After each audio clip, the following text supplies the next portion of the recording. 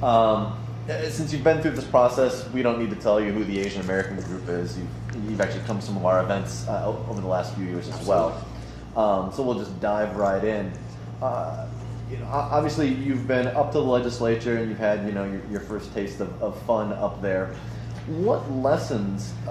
What's the single biggest lesson that you learned during the last 2 years up in Carson City, and how are you going to use that to perhaps change your approach or modify the way you handle things, assuming you are reelected?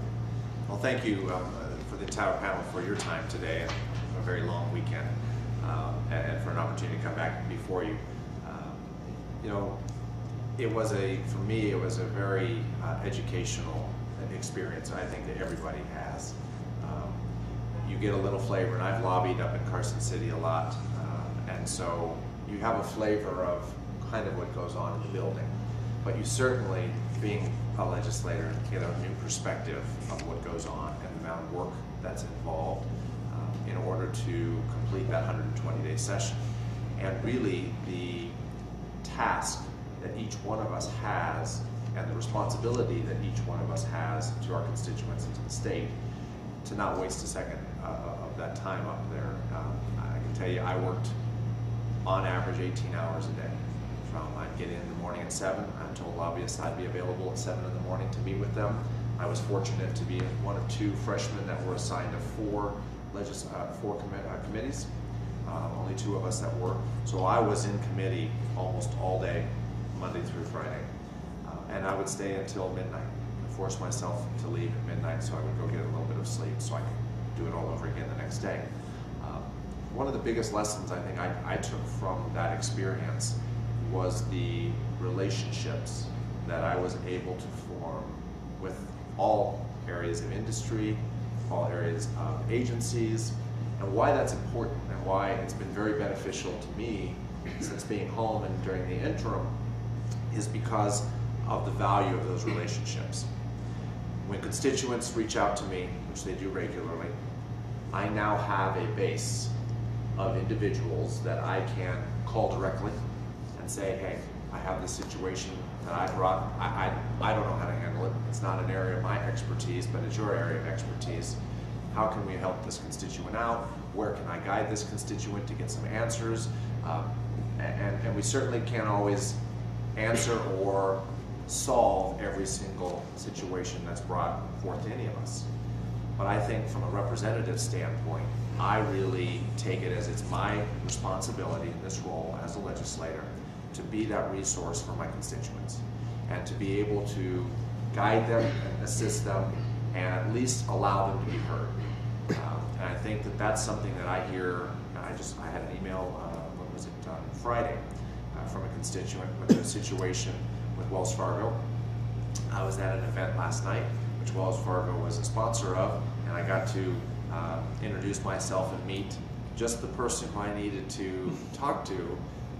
Timing couldn't have been more perfect for this situation that I had with this constituent, and we're going to work together tomorrow to see if we can guide that individual down the road to some success with their challenge. And that to me is something that is one of the main reasons why I ran for office, and I think we discussed this in my interviews last time, was that I really, and this being a brand new seat in District 35, the Southwest, which for those of you that may not know, my district is Southern Highlands, Mountains Edge, Coronado Ranch, and Nevada Trails. It's a nice, pretty area. Beautiful, beautiful. I have to say, as I walk my district, I really count my blessings because I really feel that I have the best district in the state. I think we may be all biased, but it really is. From a diversity standpoint, from the fact that it's a new area of town, relatively speaking, compared to the rest of the valley. But it also, because it's new, got hit with huge, huge impacts with the economic downturn. Because people think it's the beautiful, rich area of town, oh, there's no problems out there. And, we have a lot of problems. Education is a huge, huge issue in my district. And I have built those relationships through the session with those both in K through 12 as well as in higher ed, in order to start, because I didn't have a background in education. I come from the resort world. I'm in hospitality. I've been with MGM Resorts for 21 years. So gaming and hospitality is the area where my expertise lies. And being able to go to the legislature was just an amazing, as I mentioned, educational experience for me, because it truly gave me an opportunity to touch and reach all of these different areas that it takes to run a state that I had never really spent a lot of time in. Taxes, you pay your taxes every year, and that's about, you hear about what's going on in the news, and that's about the extent of taxes that I know. Well, I can tell you, I've learned a lot about tax policy. But going back to education, our area was hit extremely hard. It was booming in 2005, 6, and 7, and then it bust. And many of the families in my district suffered severe hardships as a result of that. Many of them lost their jobs. They were in the industries of construction. They had nice homes because they were in the industries that were doing well. Well, those are the industries that absolutely busted. And so we have people who were very comfortable and now struggling to stay in their homes, struggling to feed their children, struggling to understand what tomorrow is going to bring. The schools continue to get overcrowded. We have 2 plots in Mountain's Edge that are already purchased by the school district, ready for schools to be built. Well, of course, we lost that ballot initiative last time, which was going to provide funding to build those 2 schools, which are absolutely dire need. All of our elementary schools in my district and in District 9, all of Senator Jones' districts, are really are well over capacity. The schools are built for 750 students, and most of them have 12 to 1,300 now, looking at 1,400 next year. And I'm sorry to cut you off, but you're kind of dovetailing into 2/3 of the questions we normally ask. One question we're asking many people about with respect to education is, I guess from a short-term perspective, we're not asking for a quick fix, but what ideas do you have to try and get us back going on the right track, since we're hovering around 49 and a half, 49, maybe 50th worst state in the nation when it comes to educating our youth? Well, and I take that very personal as a legislator of the state, as a resident of Nevada. I love Nevada. I've been here for 21 years. This is true. I've been here longer than anywhere in my life, so this is home for me. And so when education, which to me is the paramount of a successful community, or strong education is, and we don't have it, that has to be an absolute priority by the legislature and by me as a representative. And I'm very optimistic that with Superintendent Skorkowski now at the helm, we are going to be able to look at things from a different perspective. I think he brings a perspective that is very strong because he comes from within. He's been in the classroom, he's been an administrator, he understands where the journey that the school district has taken to get to where it is today. He has, I think, some great ideas in order to look at things from a different perspective. Funding is huge. It's not certainly the only solution to our problem, but there is no doubt that as a state we must find additional ways to fund more into education, and particularly into the classroom and into our ELL programs. But don't they have a ballot coming on the thing to get 2% tax? Correct. There is a ballot initiative, and it's an initiative that really I always stress to my constituents they need to look at carefully. And as in anything, and as I mentioned, learning more about tax policy, being in the legislature now, understanding how important any proposed tax increase, particularly if it's an increase to families, needs to be looked at and ensure that it is the best way to accomplish what we want to do. And right now, I don't have a position on that, on the TEI, because there's still a lot of questions that we are asking to the school district to help us in answering that question. And this is a very important initiative that could either bring a lot of great resources and funding to education, or it could also be something that the business community is saying will be very damaging to jobs and the economy. And right now, both of those are priorities in our state. and those both need to be looked at very carefully. But like I said, there's no doubt we must find additional ways, but as I mentioned, new funding is not the only solution. Superintendent Skorkowski, in a luncheon that I attended a few weeks ago, mentioned about $6 million in service contracts that he was able to reduce based on not using them. And I mentioned that because that's a lot of money to our district. And when you've got a superintendent who is really focused now on drilling down deep and saying, we can no longer look at this budget like we have in the past and not just say, okay, we fund everything that's already being funded, we don't even need to look at that, we just want more money, which has kind of been what's been said in the past, versus looking internally saying, yes, we need more money, but let's start here and let's talk about the pot of money that we are funded with, and are we truly using every single one of those dollars to the best ability that will benefit our classroom and our students the most. And I applaud him for already, in just a short period of time of being in that position, already cutting his own budget down and reallocating those dollars to areas that are going to make an impact on our students, which is in the classroom. Bottom line, it just needs to get focused in the classroom, in my opinion.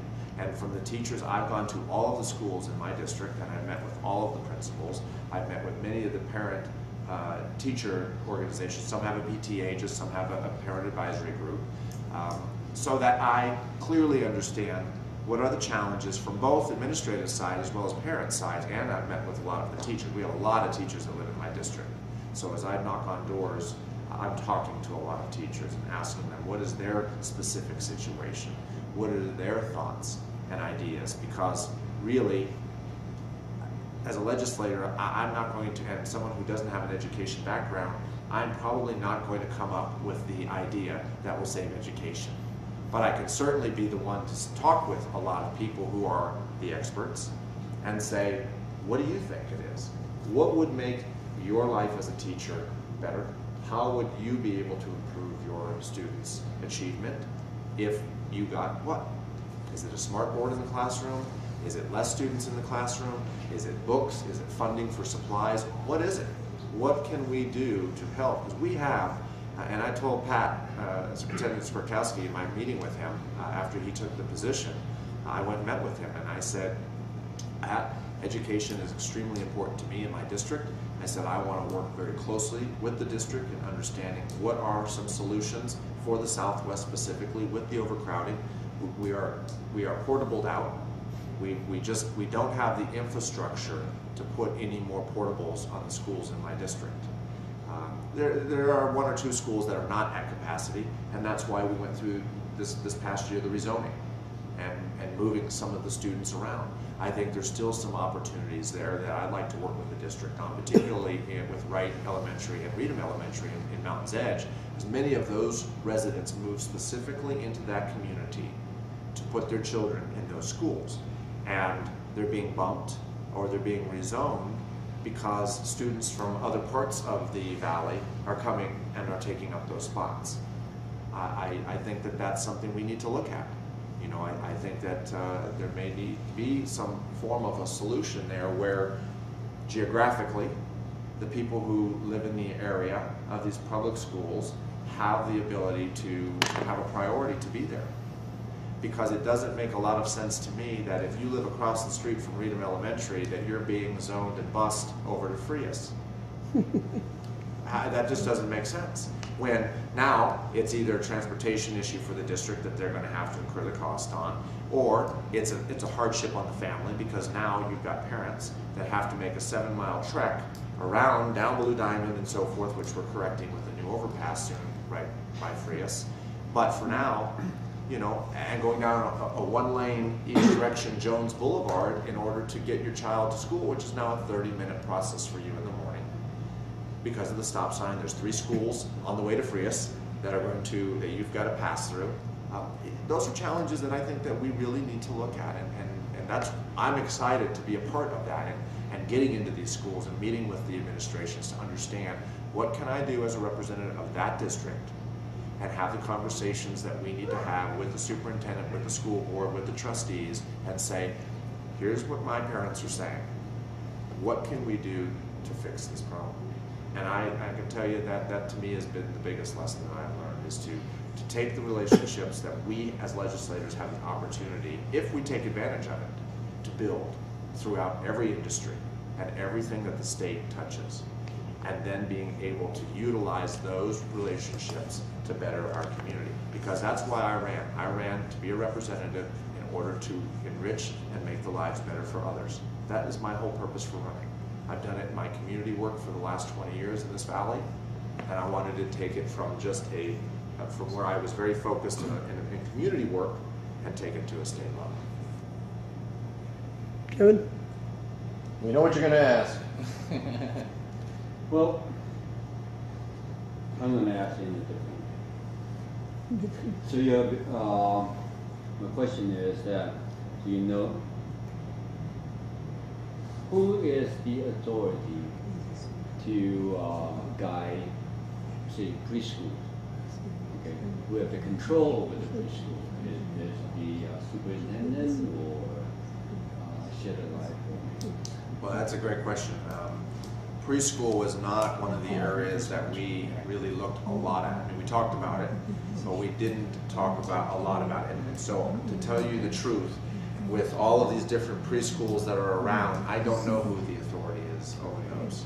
Yeah, because I just to let you understand where I'm coming from is that I believe many of the problems that we have right now with the grade school and then go on to junior high and high school, where that all the teachers have been telling me is, forget this is it's chaotic in there. They don't want to. It's very difficult, and it all comes from preschool and then grade school and so on. So that's one I would want to find out. Teach them while they're young. Absolutely. Absolutely. And I mean, all of the research shows by third grade, if they don't have the ability to read, they're more likely going to struggle and or fail. And so that is why we absolutely need to start at the beginning. You know, and that's why I supported all-day kindergarten. I continue to support all-day kindergarten. I think that is critical. I went to all-day kindergarten, and I, you know, from what I can remember of the experience, which isn't a lot, but how important that was. And do you think that uniforms in school, in all school, from kindergarten to high school, would that be a good idea? Well, and I'm sorry to cut James off. Technically, that's the School United States issue, Supreme Court has kind of made decisions on whether that can be mandated. And I wouldn't want to put you in a position where you're going against the law to I land. didn't know that would be a personal view. Well, I can tell you that, you know, like Stuckey Elementary in my district has uniforms. And from speaking to the principal directly, it has a positive impact on the ability. It takes the distraction away of children from being worried about what all of my other peers or my friends in the classroom are wearing, who's got a nicer, do I feel ashamed because all I have is a t-shirt and some worn jeans or some hand-me-downs. I think that those are very important things that are big distractions, particularly, I think, more so now than ever. From, you know, I remember, you know, you're like, oh, well, I want new clothes for the beginning of school. But I don't remember, like I see in particularly junior and high school students now, how intense of a competition fashion has become. Oh my God. And how dangerous it has really become. Yeah, And if you don't wear With it all the right mini there, stuff. well, yeah, wearing it down to here, which Yeah. is just ridiculous.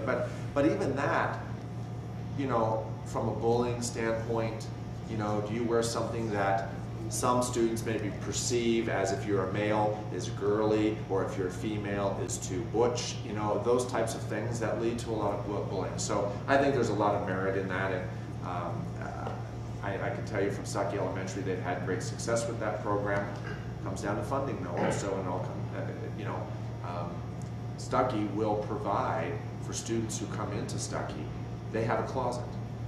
And for students that come in to enroll and they can see maybe the parents have just moved to the area, they're struggling, or they're just moving around the area, and they need some assistance, they have a closet that the parents have funded, and they go to Target and they buy the khaki pants and the shirt, and they will give children a couple of those so that they've got something at least, to where it's not a hardship for the parent to say, I can't put my child in school, they're going to stay home because I can't afford to go purchase the khaki pants and the shirts, which is a reality in my district.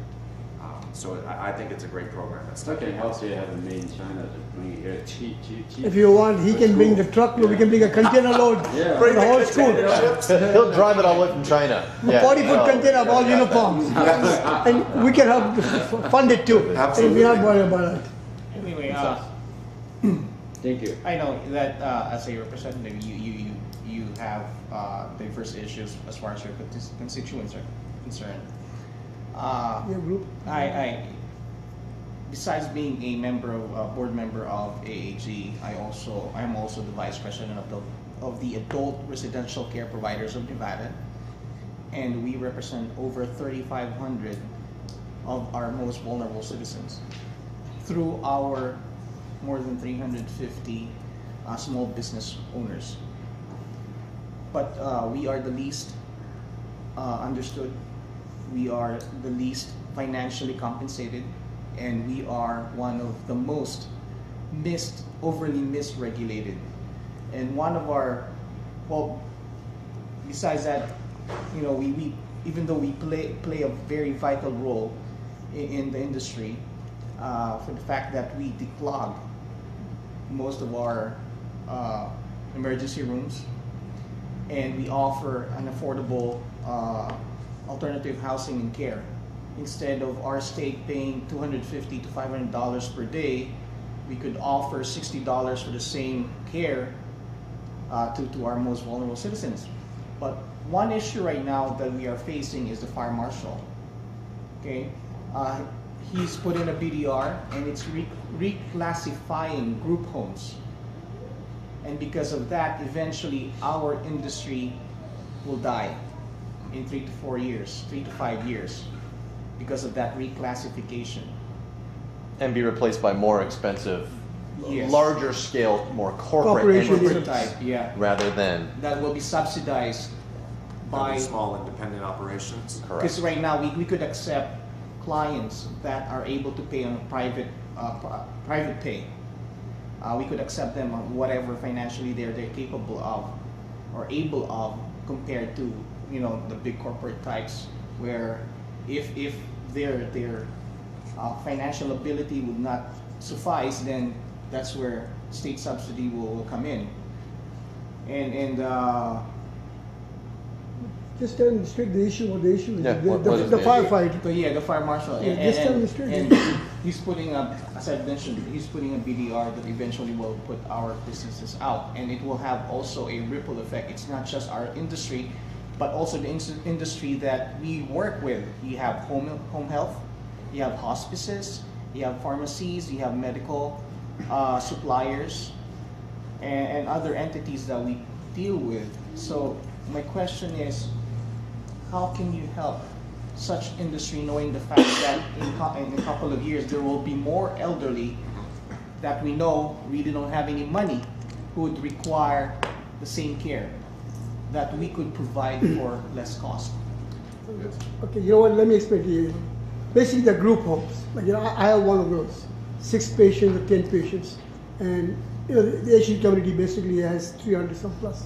We take care of the patients with some pay private pay, some with Medicaid. The fire marshal, you know, is trying to come and change the regulations without the thing, and try to put us out of business. So the big corporation, like, you know, 100 beds, like, you know, 100 beds, 200 beds, big company want to come take on. That's exactly what the issue is. So we need the help from the assembly, you know, senators. You know, I'm going to talk to the governor too. Like, tell the fire marshal this is not the way you do things. You don't shut small businesses down. That's exactly what. So they need your help. Well, part of it's the fire marshal. I mean, you can't legislate what a fire marshal does or doesn't. It's more from a legislative standpoint. Legislation's being introduced with certain language that appears to be innocuous, but in reality has wide-reaching effects on the group home industry or many other industries. So when those kinds of issues come up, you had mentioned earlier that you have a a cadre of people who you contact to say, hey, I'm kind of, you're more knowledgeable in this area than I am. Help me with my ignorance. Tell me what's going on. Is there any way? Is that list completely filled, or can we offer you more assistance? It's never. There's a softball question. It is never completely filled. Go ahead. No, it's not good because James, when he came the first time, we supported him all the time. Since we've been with you for the last 4 years. Correct. And we're asking you to help us out. So, any reason that your open door policy, which you've Yes. maintained since being elected, is that going to change at all? No, it will only expand as now I understand how to even have better conversations and reach. And myself, another lesson that I learned is to not just count on who's reached out to me, but to dig a little deeper and reach out and find even more. And so, with that issue, small business is very important to me. I come from MGM Resorts, which is certainly a large employer here, but I also was a small business owner. I owned a restaurant and bar. I have a very keen business mind, and I understand the value, particularly in my district. There is very little big business. And there's not a lot of small business. We need more small business in my district, and it will be the small business that will bring the ability for folks that had to lose their car because they couldn't pay for it anymore, can't afford the insurance, and be able to now work in these small businesses that will open up in my district. So small business is very important to me on a while, and how important it is to our And that's economy. basically what's stopping or what's hindering a lot of other business owners from opening other group homes because of the hardship that they are encountering, or they cannot have the regular type of categories of clients that they would love to because of what the fire marshal is doing. Because of that, a lot of small business owners are, they're not inclined to open up more businesses. Well, I think in general, from a legislative standpoint, we need to do more to make it easy for small businesses to operate, period. I mean, Well, what happened basically, just to give you a background, is that back last year, they repealed the only statute that is protecting the group homes, NRS 278.02385 and 86, which basically defines a residential group home as a single-family home. When that was removed, the fire marshal was able to reclassify us. Instead of as a residential, they were able to classify us as an institution. And because of that, we are having difficulty as far as opening more business or getting more clients because we are limited to as far as what we can do.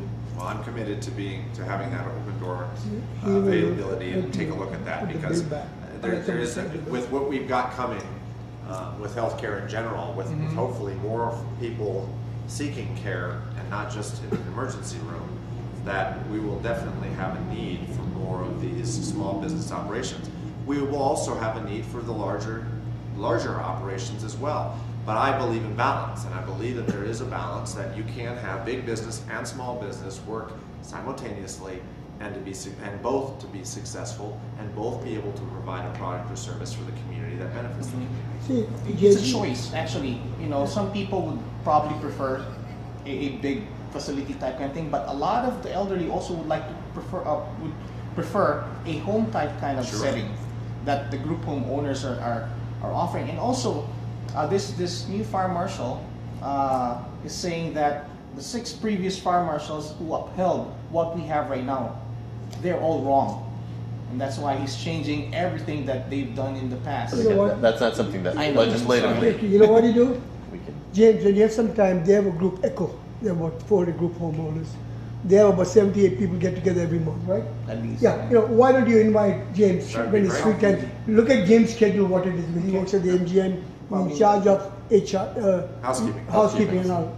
Yeah, I got it, And so sit down and talk to him and explain to him, and then he can exactly. And he can talk to the fire marshal. If not, the next year when the bill comes, the assembly will craft a bill and run it through the assembly. Okay. What about that? That's good enough? Right. Okay. Very Thank you very perfect. much.